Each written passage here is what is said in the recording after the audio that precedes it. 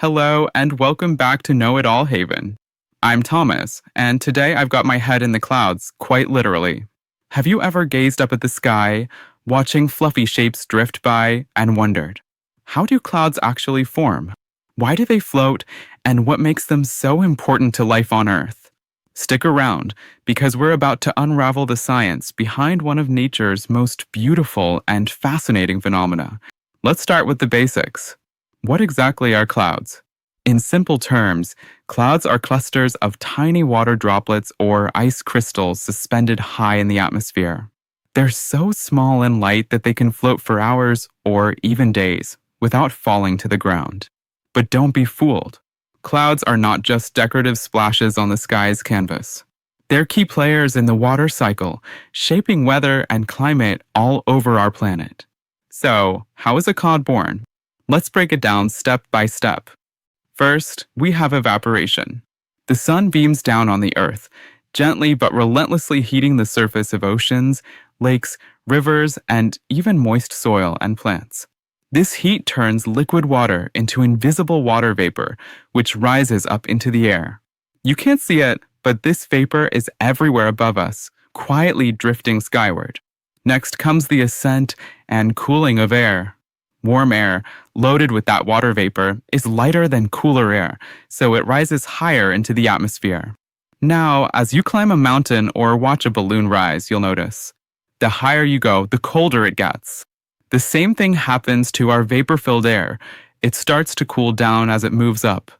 Then we have condensation. There's a magical moment called the dew point, when the temperature drops low enough for the water vapor to turn back into liquid. The vapor can't hold on any longer.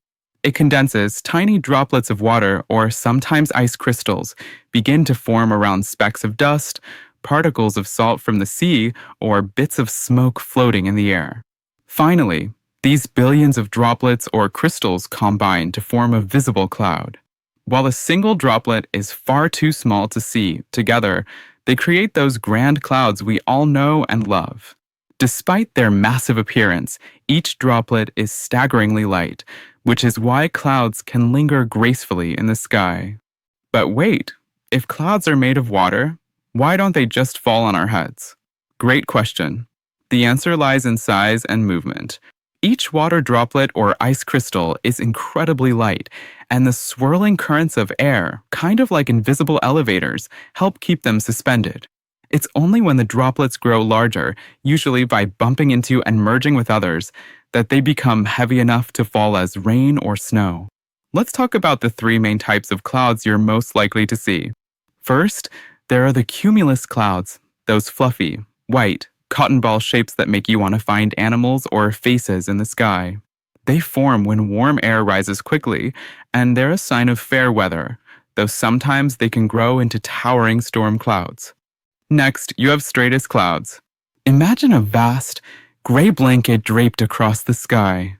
These clouds usually form when moist air slowly lifts and spreads out.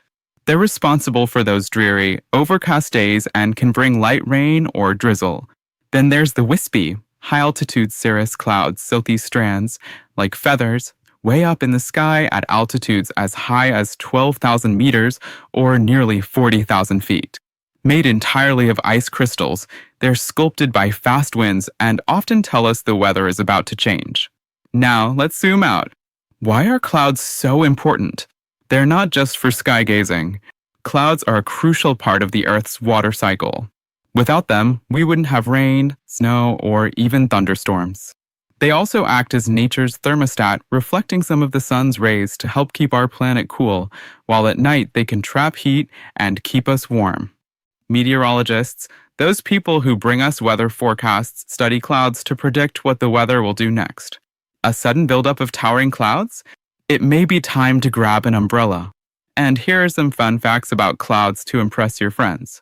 The average cloud can weigh hundreds of tons. Think about that next time you look up.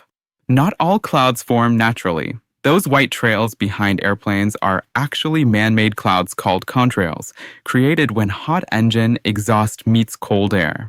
Some high-flying cirrus clouds form at altitudes close to 12 kilometers, where only jet planes and superheroes dare to go.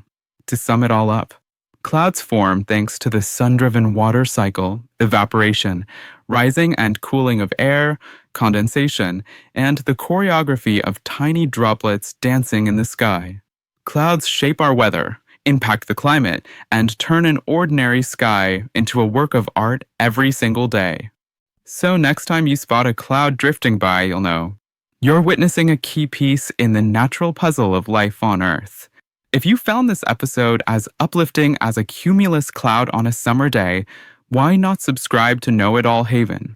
That way, you won't miss any of our future journeys into the wonders of science. Until next time, I'm Thomas, and remember, curiosity is the best forecast.